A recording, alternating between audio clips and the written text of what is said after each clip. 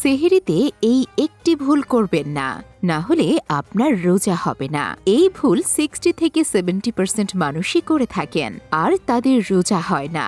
এই লোকেরা কিয়ামতের দিন আল্লাহর দরবারে গিয়ে বলবে, হে আল্লাহ, আমাদের রোজা ছিল।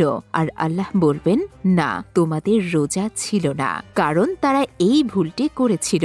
প্রিয় দর্শক, ভিডিওটি পুরোটা দেখতে হবে আর শেয়ারও করতে হবে। খোদার কসম, আপনার একটি শেয়ারে যদি একজন মানুষের রোজা বেঁচে যায়, তবে আপনার আর আমার ক্ষমার জন্য যথেষ্ট হবে।